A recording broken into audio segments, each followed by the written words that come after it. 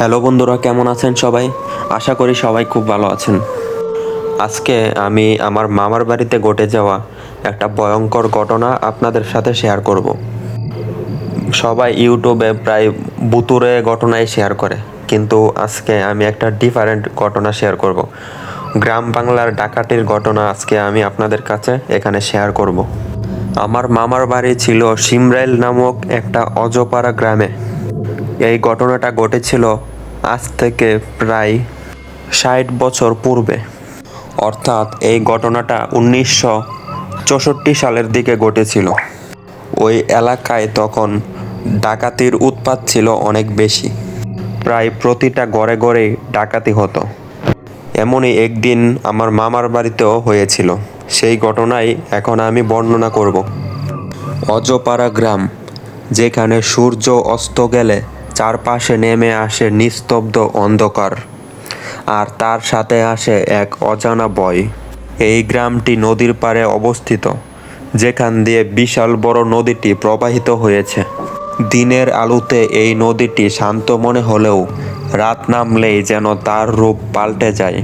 কালো পানির নিচে লুকিয়ে থাকে এক গভীর রহস্য, আর তার উপর কুয়াশা ভেসে বেড়ায় যেন কালো ভুতুড়ে ছায়া। গ্রামের মানুষজন এই নদীর দিকে তাকাতেই ভয় পায়, কারণ এই নদী ডাকাতদের আগমনের পথ ছিল। ডাকাতেরা নৌকা দিয়ে এই নদীটি দিয়ে আসতো।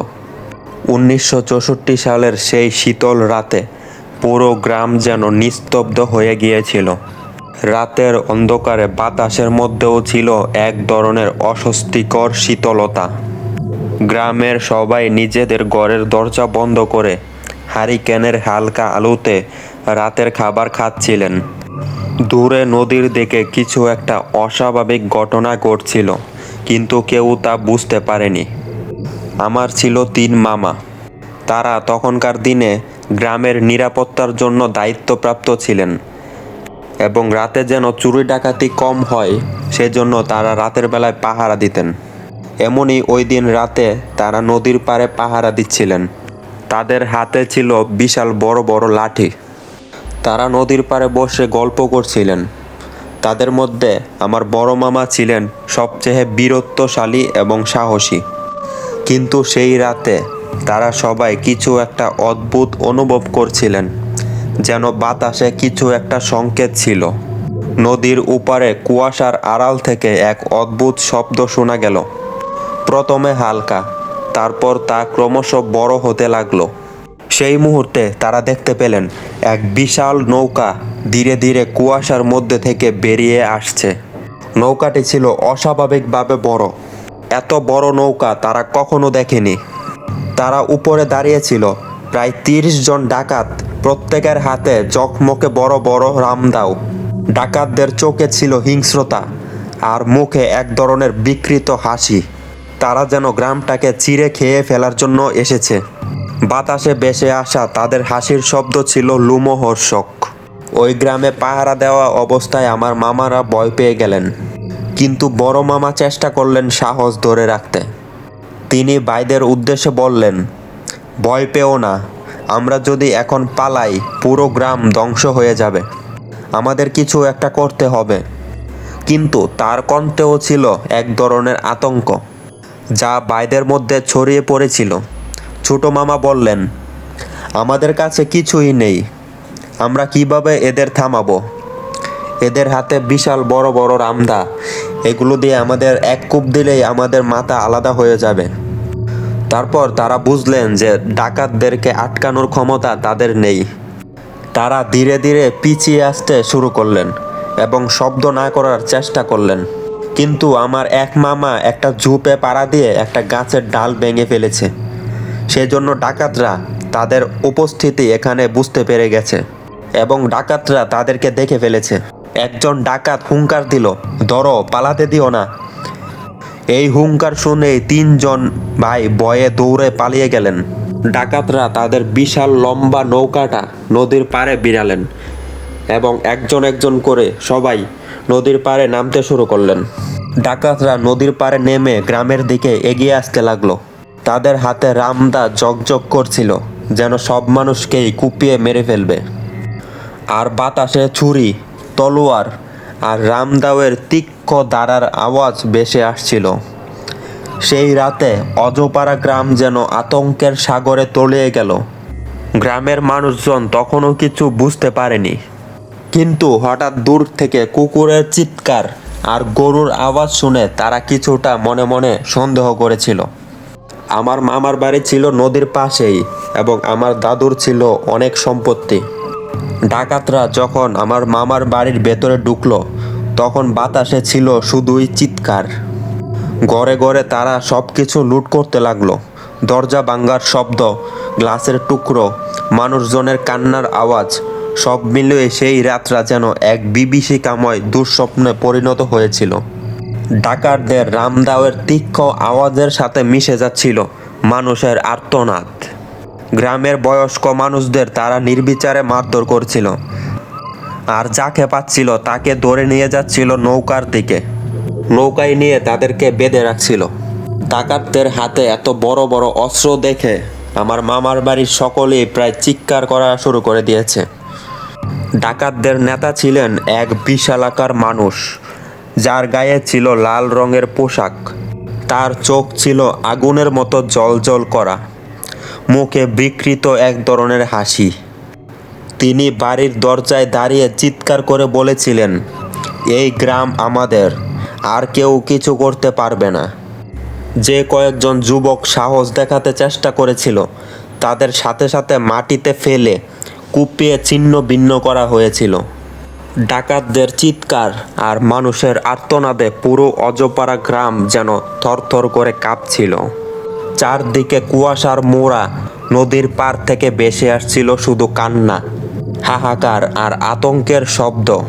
আমার মামার বাড়িতে লুট করা শেষ হওয়ার পর ডাকাতেরা অন্যান্য বাড়ির দিকে এগিয়ে যেতে লাগলো। সেই বিশাল নৌকায় করে আসা ডাকাতেরা যেন মৃত্যুর দূত হয়ে এসেছিল। তাদের চোখে ছিল নিষ্ঠুর হিংস্রতা, আর হাতে ছিল রামদাগুলো যেন আগুনের মতো জ্বলজ্বল করছিল। ডাকাতদের নেতা, তার নাম ছিল কাটা রমিজ, ছিলেন এক বিশাল হিংস্র মানুষ। তার চোখে ছিল অমানবিক এক ধরনের দানবীয় অগ্রাসন। লাল রঙের কাপড়ে মোড়ানো তার গা ময়লা আর রক্তের দাগে ভরা। তার হাতে বিশাল রামদাটি দেখাচ্ছিল যেন সে এক মুহূর্তেই পুরো গ্রামকে মাটির সাথে মিশিয়ে দেবে। কাটা রমিজের এক হুঙ্কারে বাকি ডাকাতেরা গ্রামে ঝাঁপিয়ে পড়ল। প্রথমে তারা হামলা করলো বাড়ির সবচেয়ে প্রবীণ মানুষদের উপর। বয়স্ক লোকটি তাদের বাধা দেওয়ার চেষ্টা করছিল, তাকে তারা ধাক্কা মেরে মাটিতে ফেলে দেয়। তারপর শুরু হয় রামদার নিষ্ঠুর আঘাত। একের পর এক মানুষকে কুপিয়ে ছিন্ন ভিন্ন করে ফেলা হচ্ছিল। রক্তে ভেসে যাচ্ছিল গ্রামের মাটির রাস্তাগুলো। আত্মচিৎকারে আকাশ বাতাস কেঁপে উঠছিল, কিন্তু কোনো সহায়তা আসার আশা ছিল না। আমার মামার বাড়ির গ্রামে বিশাল একটি কাঠামো ছিল। সচ্ছলতা আর ঐতিহাসের প্রতীক ছিল এই বাড়ি। কিন্তু সেই রাতে এই বাড়ির ভেতরে ঢুকে পড়ল ডাকাতের এক দল। বাড়ির দরজা ভেঙে তারা একসাথে প্রবেশ করে। হাতে থাকা বিশাল রামদাগুলো ঝলমল করছে হারিকেনের আলোতে।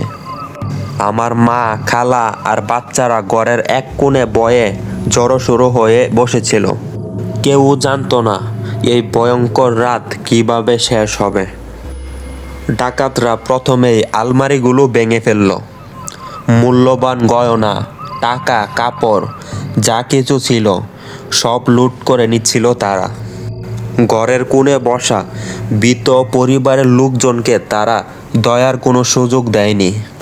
একজন ডাকাত আমার খালাকে ধরে টেনে হিঁচড়ে নিয়ে গেল সামনে। তার হাতে রামদা উঁচিয়ে সে চিৎকার করছিল, শব্দে কিছু লুকানোর চেষ্টা করবি না, না হলে এখানেই মেরে ফেলবো। খালার মুখে বলার কোনো শক্তি ছিল না, তার চোখে জল গড়িয়ে পড়ছিল। মামার বড় ছেলে, তার বয়স ছিল তখন মাত্র 12 বছর, ভয়ে থরথর করে কাঁপছিল। ডাকাতদের একজন তাকে টেনে তুলে মারার জন্য রামদা তুলে ধরল।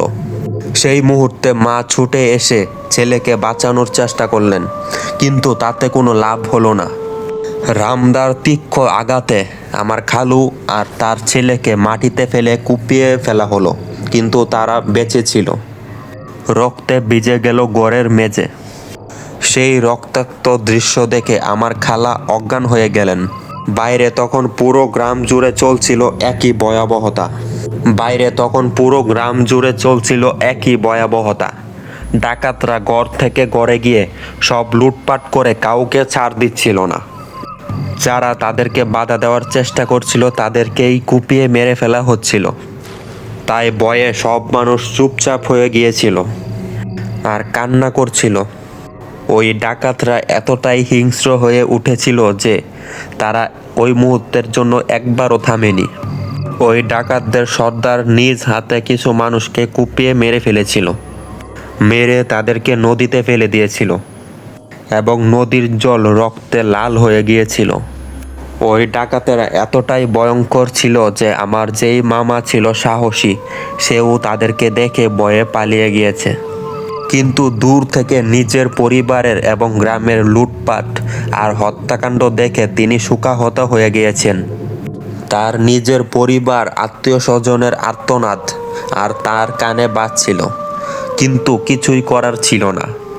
কিন্তু তিনি বুঝতে পারেন যতক্ষণ না তারা আরও সাহায্য পাবেন ততক্ষণ কিছু করার নেই। 1964 সালে সেই গ্রাম অথবা তার আশেপাশে কোনো আইনি ব্যবস্থা বা পুলিশ কোনো কিছুই ছিল না। আমার মামা তখন গ্রামের অন্যদের সাথে যোগাযোগ করার চেষ্টা করছিলেন, কিন্তু তারা সবাই নিজ নিজ পরিবার নিয়ে ব্যস্ত ছিল। ডাকাতরা যখন আমার মামার বাড়ি থেকে সব কিছু লুট করে বেরিয়ে আসছিল, তখন গ্রামের পরিবেশ ছিল সম্পূর্ণভাবে ভেঙে পড়া। মানুষের কান্না, চিৎকার, আর্তনাদ চারদিকে ছড়িয়ে পড়ছিল। ডাকাতদের দল যখন নদীর দিকে ফিরে যাচ্ছিল, তখন তাদের নেতা আবার হুঙ্কার দিয়ে চিৎকার করলো, এই গ্রাম এখন আমাদের, আমরা যখন খুশি আসবো আর লুট করব, তোমরা কেউ বাঁচবে না। এসব কথা শুনে গ্রামের মানুষেরা সব থরথর করে কাঁপছিল। ডাকাতরা যখন নৌকায় উঠে নদীর পার ছেড়ে যাচ্ছিল, তখন পুরো গ্রাম যেন স্থির হয়ে উঠেছিল। নদীর পাড়ে দাঁড়িয়ে থাকা আমার বড় মামা আর কয়েকজন মানুষ হতভম্ব হয়ে তাকিয়েছিলেন। কিছুই করার ছিল না তাদের। ডাকাতরা গ্রামকে লুট করে নিয়ে চলে গেছে আর পেছনে ফেলে গেল নিঃশেষ এক গ্রাম, রক্তাক্ত, বিধ্বস্ত আর আতঙ্কে পরিপূর্ণ। ডাকাতি শেষ হবার পরে গ্রামের মানুষজন একে একে তাদের ঘর থেকে বেরিয়ে আসতে লাগলো। কেউ কারো মুখের দিকে তাকাতে পারছিল না। অনেকেই তাদের প্রিয়জন হারিয়েছিল, আবার কেউ কেউ লুটপাটের ভয়ে আতঙ্কিত ছিল। রাস্তায় রক্ত আর ভাঙ্গা জিনিসপত্র ছড়িয়ে ছিটিয়ে ছিল, আর বাতাসে ভেসে আসছিল ক্ষত বিক্ষত মানুষের দুঃখের আর্তনাদ। সেই রাতে অজপাড়া গ্রামের পরিবেশ যেমন বিভীষিকাময় ছিল, সেই স্মৃতি আজও গ্রামের মানুষের মনে ভয়াবহ এক দুঃস্বপ্নের মতো জেগে আছে। গ্রামের বয়স্করা এখনও সেই রাতের গল্প বলে কেঁপে ওঠেন। তারা বলেন, কাটা রমিজ নামের সেই ডাকাতের সর্দার আর তার দল যে হিংস্রতা দেখিয়েছে তা ছিল নরকের মতো। সেই ডাকাতির ঘটনার পরে গ্রামের লোকজন সম্মিলিতভাবে প্রতিরোধের জন্য একত্রিত হওয়ার চেষ্টা করেছিল, যেন পরবর্তীতে আর কোনো রকম ডাকাতি হতে না পারে। কিন্তু সেই রাতের ভয় এবং আতঙ্ক তাদের মন থেকেই কখনোই পুরোপুরি মুছে যায়নি। গ্রামের অনেক তাদের সম্পত্তি হারিয়েছেন, নিঃস্ব হয়ে গেছেন। আর সেই ভয়ঙ্কর স্মৃতি গ্রামের প্রতিটি ইট আর মাটিতে লেগেছিল বহু বছর ধরে। সেই রাতের পরে অজপাড়া গ্রাম আর আগের মতো স্বাভাবিক হতে পারেনি। মানুষজন রাত হলেই দরজা জানালা আটকে নিজেকে ঘরে বন্দি হয়ে যেত। তাদের মনে ছিল কাটা রমিজ নামক সেই ডাকাত সর্দারের হুঙ্কার, আমরা আবার আসব। এর জন্যই মূলত গ্রামবাসীরা আরও বেশি ভয় পেয়েছিল যে ডাকাতরা না হয় আবার কবে চলে আসে।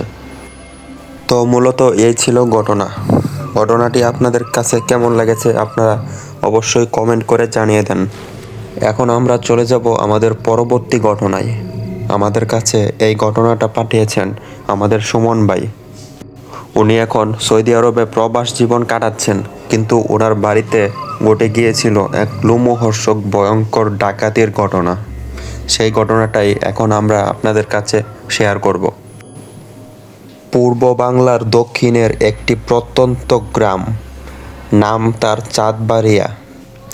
এই গ্রামের মানুষদের জীবনযাত্রা ছিল সহজ এবং সরল। চারদিকে ধানক্ষেত, ছোট ছোট মাটির ঘর আর মাঝখানে বয়ে যাওয়া সরু নদী। এখানকার জীবনযাত্রা ছিল দৃঢ় এবং শান্ত। দিনের বেলা মাঠে কাজ আর রাতে গ্রামবাসী আপন আপন ঘরে ফিরে আসত। ঘরের মাটির প্রদীপ জ্বালিয়ে রাতের খাবার সেরে ঘুমাতে যেত। তবে এই শান্ত জীবনযাপনের আড়ালে এক গভীর আতঙ্ক ছিল মানুষের মনে। মানুষদের বুকের ভেতরে ভয় সঞ্চারিত হতো একটা নাম শুনলেই, বাঘা কালু। বাঘা কালু ছিল ডাকাতদের এক শীর্ষস্থানীয় নেতা, যার বুনো শক্তি আর হিংস্রতা তাকে একটা কুখ্যাত ডাকাত হিসাবে পরিচিত করেছিল। তার শরীর ছিল বাঘের মতো চওড়া, হাত পা ছিল পাথরের মতো শক্ত, আর তার চোখ ছিল যেন অন্ধকারে আগুনের মতো জ্বলত। কেউ জানতো না বাঘা কালুর আসল পরিচয়। সে গ্রামে গ্রামে এসে লুটপাট চালাতো, আর তার সাথে ছিল 15 থেকে 20 জন সশস্ত্র ভয়ঙ্কর সঙ্গী। তারা যেখানে যেত সেখানেই ধ্বংসের ছাপ রেখে যেত। মানুষের কান্না আর আর্তনাদ ছিল তাদের পিছু নেওয়া ছায়া।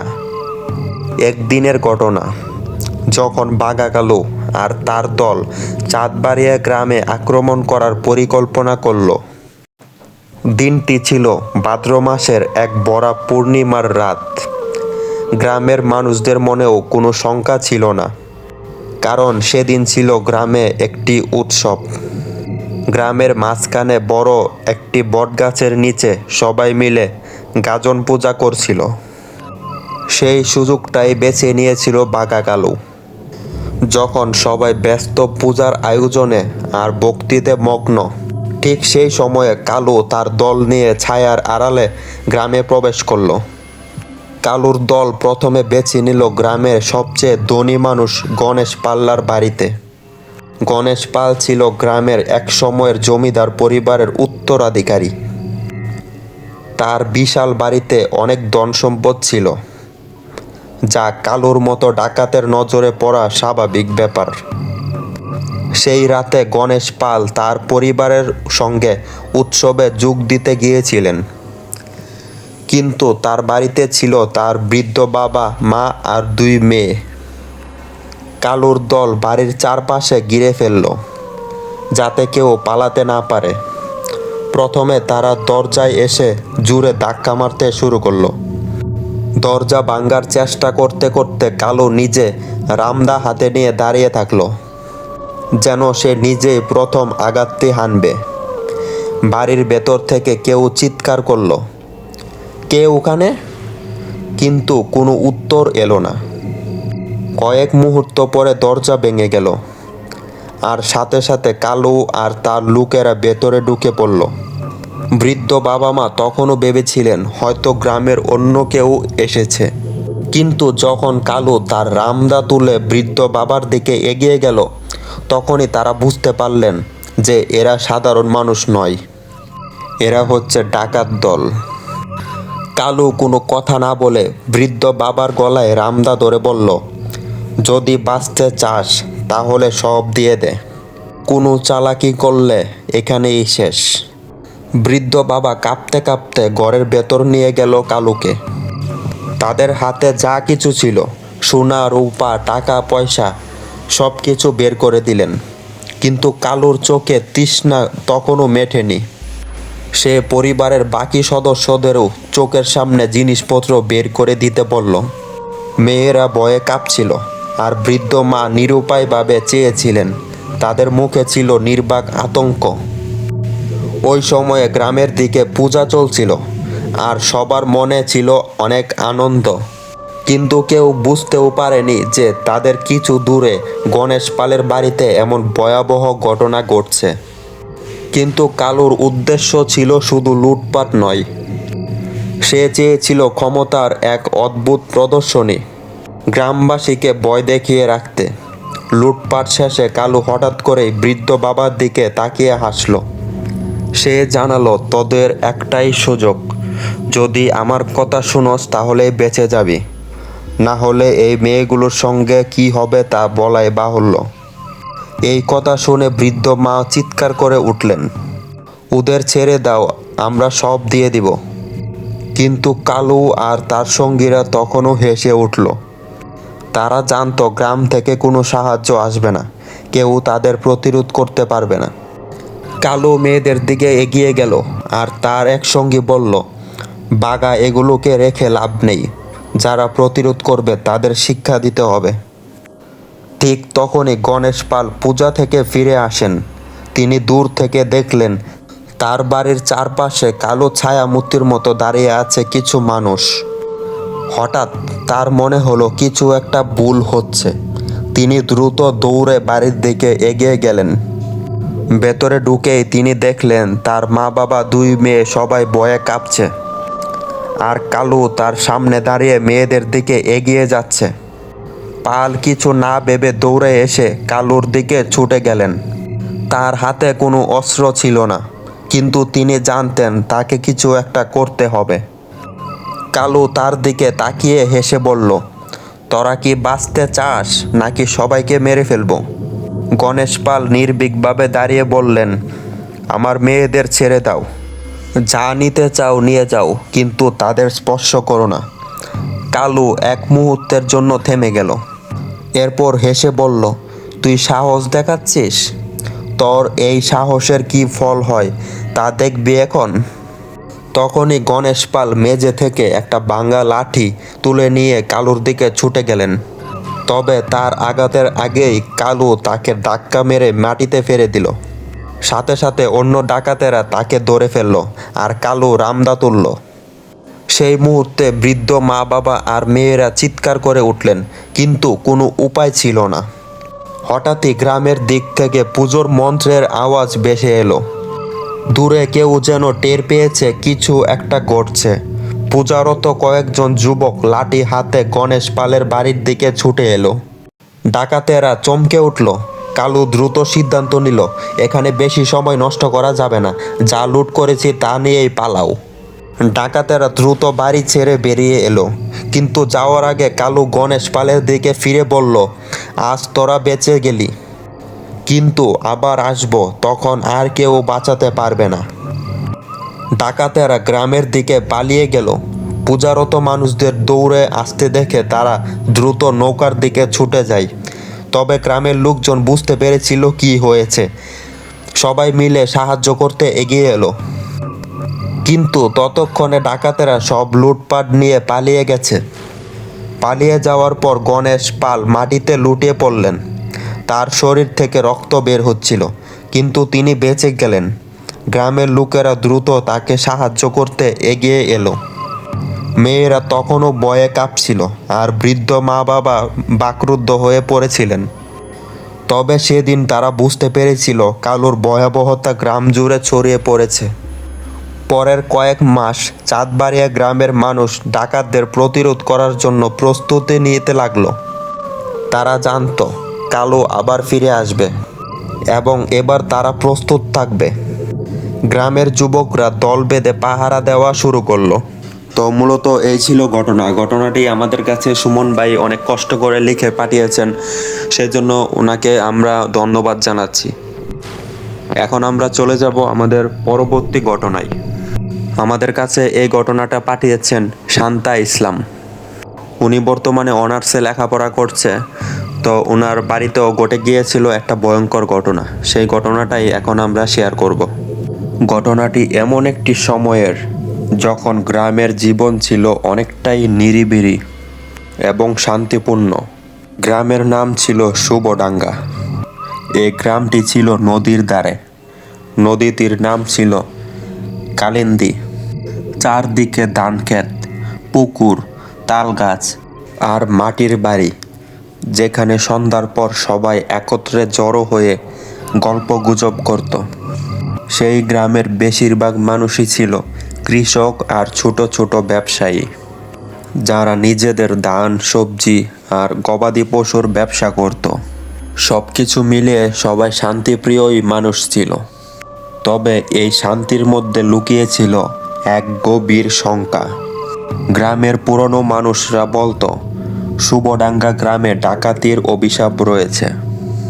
প্রায় প্রতি কয়েক দশকে এই গ্রামে ভয়াবহ ডাকাতি হয়। গ্রামের মানুষ সেই গল্পগুলোকে ভয়ের সঙ্গে মেনে নিলেও গত কয়েক বছরে তেমন কোনো বড় ঘটনা ঘটেনি। সেই কারণে নতুন প্রজন্মের মানুষজন আর আগের মতো শঙ্কিত ছিল না। কিন্তু কেউই জানতো না যে সেই ভয়ঙ্কর অভিশাপের ছায়া আবার নেমে আসতে চলেছে তাদের উপর। গ্রামের মানুষের জীবন ছিল অত্যন্ত সাদামাটা। সকালে সূর্যের আলো ফোটার সঙ্গে সঙ্গে গ্রামের মানুষ ধান খেতে কাজ করতে যেত। বাচ্চারা খেলতো মাঠে, নারীরা পুকুরে কাপড় ধুতে আর হাঁস মুরগি পালন করতে ব্যস্ত থাকত। গ্রামের পুরনো পাকা রাস্তা দিয়ে মাঝে মাঝে বাইরের কিছু ব্যবসায়ী যেতে আসতো, যারা নিজেদের সাইকেল বা ঘোড়ার গাড়ি চালিয়ে বিভিন্ন জিনিস কিনত বা বিক্রি করত। গ্রামের পাশেই কালিন্দী নদী, যা শীতকালে প্রায় শুকিয়ে আসতো। কিন্তু বর্ষায় নদীতে অনেক জল বেড়ে যেত এবং নদী একদম ভরাট হয়ে যেত। তাই নদীর পাড়ে থাকা বাড়িগুলোকে বেশ সতর্ক থাকতে হতো। শুভডাঙ্গা গ্রামে একটি বড় পুকুর ছিল, যার পাশেই ছিল গ্রামের প্রাচীন মন্দির। মন্দিরটি ছিল শুভডাঙ্গার পুরনো ঐতিহ্যের একটি অংশ, যা গ্রামের মানুষকে একত্র করত। তবে একটা সময় গ্রামের লোকেরা ভাবতে শুরু করেছিল হয়তো মন্দিরেই কোনো পুরানো অভিশাপ আছে, যা তাদের এই শান্তির জীবনে মাঝে মাঝে ঝড় তুলে দেয়। ঘটনার দিনটি ছিল শীতের এক গভীর রাত। পুরো গ্রামে তীব্র শীতের কামড় ছিল। গ্রামের মাঠে একটি মেলা বসেছিল। মেলার জন্য বেশিরভাগ গ্রামের মানুষ একত্রে জড়ো হয়েছিল। গরম পিঠা, খই, মুড়ি আর মিষ্টির দোকানে ভিড় লেগেছিল। বাচ্চারা দৌড়াদৌড়ি করেছিল আর বড়রা গল্পগুজব করে গ্রামের চার দোকানে। কেউই বুঝতে পারেনি মেলার উচ্ছ্বাসের মাঝেই একটা বড় বিপদ তাদের দিকে ধেয়ে আসছে। রাত তখন প্রায় 10টা। গ্রামের বেশিরভাগ মানুষ তখনও মেলার মাঝে ব্যস্ত। কিন্তু গ্রামের পশ্চিম প্রান্তে কালিন্দী নদীর ধার ঘেঁষে কিছু মানুষ এক অদ্ভুত দৃশ্য দেখতে পেল। নদীর উপর দিয়ে ধীরে ধীরে একটি বড় নৌকা এগিয়ে আসছিল। সাধারণত এ সময়ে নদীতে নৌকা চলার কথা নয়। গ্রামবাসী এটিকে স্বাভাবিকভাবে নিল না, কিন্তু ভয়ে কেউ কিছু বলতে পারল না। নৌকাটি গ্রামের কাছে এসে থামল, আর এর থেকে নেমে এলো একদল মানুষ। তারা ছিল 15 থেকে 20 জন। প্রত্যেকের হাতে তীক্ষ্ণ ধারালো অস্ত্র, রামদা, বল্লম আর লাঠি। তাদের মুখে কাপড় বাঁধা ছিল, সেজন্য তাদের চেহারা দেখা যাচ্ছিল না, আর চোখে ছিল নির্মম হিংস্রতা। মূলত এরা ছিল কল্লোল ডাকাত দল, এক সময়কার ভয়ঙ্কর এক ডাকাত দলের উত্তরসূরি, যারা এর আগেও এই এলাকায় অনেকবার ডাকাতি করেছিল। গ্রামের কেউই তখন জানতো না যে এক ভয়ঙ্কর দুর্যোগ তাদের উপর আসতে চলেছে। নৌকা থেকে নেমেই ডাকাতরা গ্রামের দিকে আসতে শুরু করলো। তারা প্রথমে গ্রামের মেলায় প্রবেশ না করে গ্রামকে 3 ভাগে ভাগ করে ফেলল। একদল থাকবে পশ্চিম প্রান্তে, আরেক দল পূর্ব প্রান্তে, আর তৃতীয় দল কেন্দ্রে আক্রমণ করবে। তাদের লক্ষ্য ছিল গ্রামের প্রতিটি ঘর লুটপাট করা, কাউকে ছেড়ে না দেওয়া। ডাকাতদের প্রধান কল্লোল ছিল এক শীর্ষস্থানীয় ডাকাত নেতা, যার নাম শুনলেই অনেকের বুক কেঁপে উঠত। সে ছিল উচ্চ কালো কুচকুচে চেহারার এক শক্তিশালী ব্যক্তি। তার হাতে থাকা রামদাটি ছিল অসাধারণ তীক্ষ্ণ, যা দিয়ে সে এক নিমিষেই কারো মাথা কেটে ফেলতে পারত। কল্লোল তার দলকে নির্দেশ দিল গ্রামে চারপাশ থেকে আক্রমণ করতে। প্রথমেই তারা পশ্চিম প্রান্তের কয়েকটি গড় আক্রমণ করল। দরজা ভেঙে ভেতরে ঢুকে তারা বাড়ির সকল সম্পদ লুট করে নিতে লাগলো। গ্রামবাসী এত বড় আক্রমণের জন্য প্রস্তুত ছিল না, তাই কোনো প্রতিরোধের সুযোগও পেল না। গ্রামের প্রান্তে মধু সর্দার নামের এক মধ্যবয়সী লোক ছিল, যিনি একসময় স্থানীয় জমিদারদের কাছারি সামলাতেন। মূলত তার গড়েই প্রথমে ডাকাতদের দল ঢুকে পড়ল। মধু সর্দার গড়ে বসে আগুন পোহাচ্ছিলেন, কিন্তু হঠাৎ দরজা ভেঙে যখন ডাকাতেরা ঢুকে পড়ল, তখন তিনি কিছুই বুঝে উঠতে পারলেন না। ডাকাতেরা মধু সর্দারকে ধরে তার সমস্ত সম্পদ বের করতে বাধ্য করল। মধু সর্দারের বয়স্ক স্ত্রী ভয়ে কাঁপছিলেন, কিন্তু তাতেও ডাকাতদের মন গলল না। মধু সর্দারের বাড়ি থেকে টাকা পয়সা সোনা গহনা লুট করে নিয়ে গেল ডাকাতেরা। আর চলে যাওয়ার আগে মধু সর্দারকে নির্মমভাবে রামদার আঘাতে হত্যা করল। অন্যদিকে মেলায় তখনও গ্রামের বেশিরভাগ মানুষ মগ্ন ছিল। হঠাৎ এক লোক চিৎকার করে উঠল, ডাকাত ডাকাত ডাকাত এসেছে। প্রথমে কেউ বিশ্বাস করতে চাইল না, কিন্তু যখন পশ্চিম প্রান্তে থেকে ধোঁয়া আর চিৎকার ভেসে আসতে লাগলো, তখন সবাই বুঝতে পারল কিছু ভয়াবহ ঘটনা ঘটেছে। ডাকাতেরা তখন একযোগে গ্রামের কেন্দ্রের দিকে হামলা চালালো। যেসব লোক পালানোর চেষ্টা করছিল তাদেরকে ধরে ধরে মারধর করতে লাগলো। মেলার দোকানগুলোতে হামলা করে সমস্ত জিনিসপত্র লুট করে নিতে শুরু করলো। গ্রামের চা দোকানের মালিক কবুল মিয়া, যিনি ছিলেন গ্রামে খুব জনপ্রিয়, তাকেও ধরে নিয়ে এসে তার দোকানের সব কিছু লুট করে নিল। কাবুল মিয়া প্রতিরোধ করার চেষ্টা করছিলেন, কিন্তু কল্লোল নিজেই এসে তাকে রামদা দিয়ে আঘাত করল। আর সেখানে কবুল মিয়া মাটিতে লুটিয়ে পড়লেন। মেলায় থাকা মহিলারা আর শিশুরা ভয়ে চিৎকার করছিলেন, কিন্তু ডাকাতেরা কারো কথায় কর্ণপাত করছিল না। তারা গ্রাম জুড়ে তাণ্ডব চালাতে লাগলো, আর তাদের একমাত্র লক্ষ্য ছিল যত বেশি সম্পদ লুটপাট করা যায়। গ্রামের কয়েকজন যুবক সাহসিকতার পরিচয় দিয়ে ডাকাতদের প্রতিরোধ করার চেষ্টা করছিল। রামু, লালু আর জমিল তিনজন বন্ধু, যারা গ্রামের যুব সংঘের নেতৃস্থানীয় সদস্য ছিল। তারা ডাকাতদের হাতে ধরা না দিয়ে মেলার পাশের ঝোপে লুকিয়েছিল। ডাকাতদের এক অংশ যখন মেলার পাশ দিয়ে যাওয়ার চেষ্টা করছিল, তখন রামু সাহস করে এক লাঠি তুলে ডাকাতদের একজনকে আঘাত করল।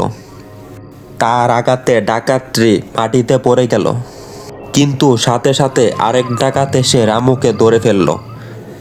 তাকে প্রচণ্ড মারধর করা হলো, আর শেষে তাকে তুলে ফেলে দেওয়া হলো পুকুরের পাশের কাদায়।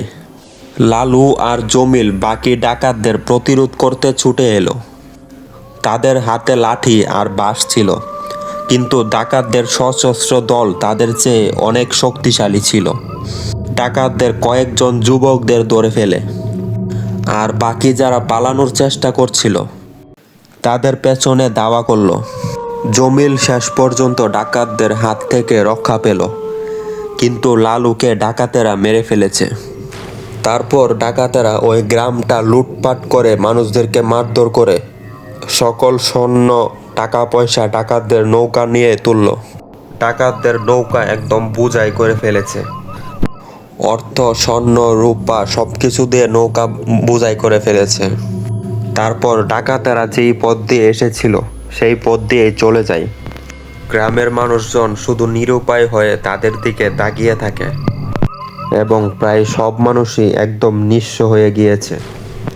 তো মূলত এই ছিল ঘটনাটি আমাদের কাছে আমাদের বন্ধু শান্তা ইসলাম আমাদের কাছে পাঠিয়েছেন, তো সেজন্য ওনাকে অনেক ধন্যবাদ।